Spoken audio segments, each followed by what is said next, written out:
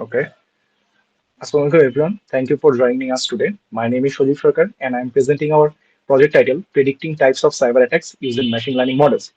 This work was done by me and my teammates Tasin Jawad Aljami and Ramisa Majimi Nitika from the Department of Computer Science and Engineering at Braki University, Bangladesh.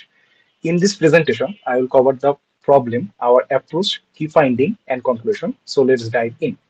So, what is cyber attacks? Cyber attacks are a growing threat to national security, from DDoS to malware and instruction. Traditional rule-based systems fall short due to a high false positive and lack of adaptability. Our study explored machine learning as a data-driven solution for detecting and classifying these attacks. We use three datasets: a synthetic one with DDoS, intrusion, and malware, the realistic UNSW NV15 with 9 attack types, and the benchmark NSL KDD with 4 attack categories, plus a normal traffic.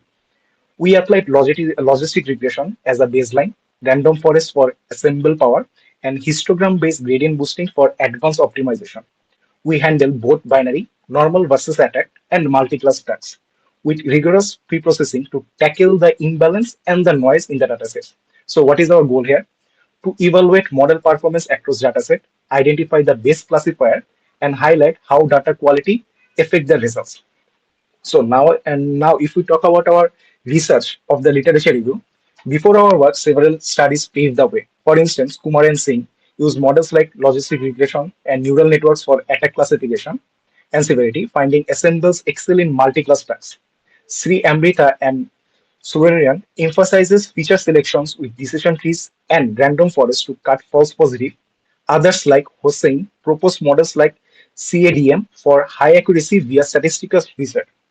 Deep learning service by Venkesh Kumar showed CNN and RNNs capture temporal patterns well, but challenges like imbalance persist. Rekha lastly confirms supervision ML outperforms traditional methods with level data.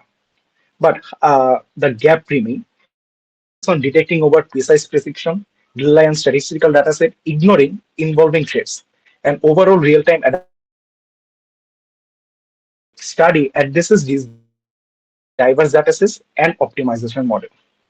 Now I will hand the floor to my teammates, and Tasin Jawad Jami, he will talk about the methodology of our models. Thank you, Sajid, for giving me the floor. Now I'm going to talk about the methodology of our project. So let's move forward. So the methodology is basically the pre-processing was the key, and we cleaned data by removing irrelevant features, keeping capping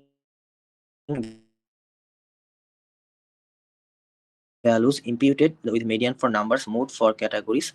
Categorical encoding was one of the key part of this project.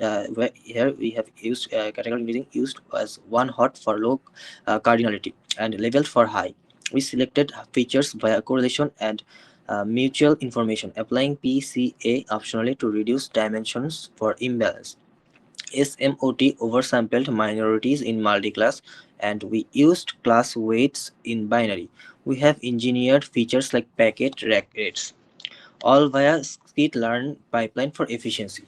And moving forward for models, logistic regression where as baseline and simple probabilistic with regularization.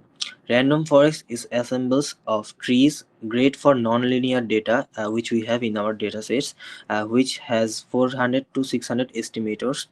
Histogram based, which is also a gradient boosting our advanced choice and efficient with histograms.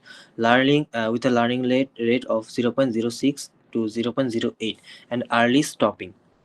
We split data into 80 is to 60 for training and testing.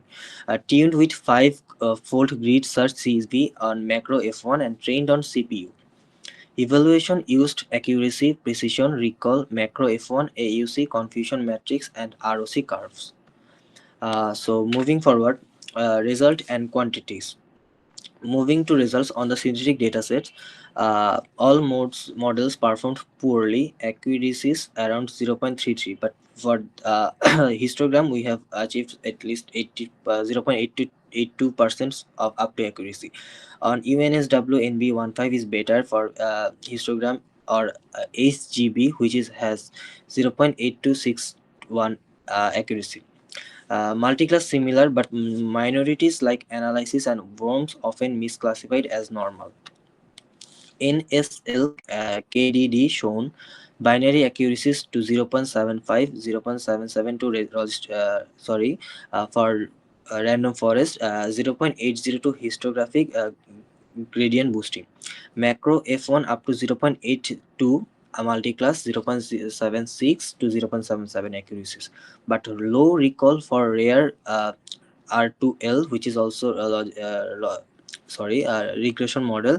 Feature importance highlighted anomaly scores and packet length. So here it is all from my point of view, which also there is a slide shown in the model comparison table. Now I'm going to pass my floor to the next groupment, Ramisa Majam Redika. Here's a summary table of the datasets and models we have used so far. As we can see, 8 GB tops with 0.8261 accuracy on NSL KDD binary. Moving on to the model comparison, comparing models, 8 GB consistently outperformed on realistic datasets thanks to the noise handling and boosting up to 0.80 accuracy and 0.80 F1. Random forest was strong on precision for major classes. Logistic regression was solid on baseline but weak on imbalances. Moving on to AUCS, on 0.49 on synthetic random, 0.77 to 0.83 on others.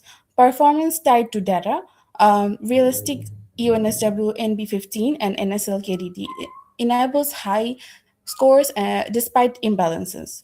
Synthetic lagged patterns, multiclass struggle with rares. Overall, 8 GB is best for real world ideas, but synthetic data limits reliability.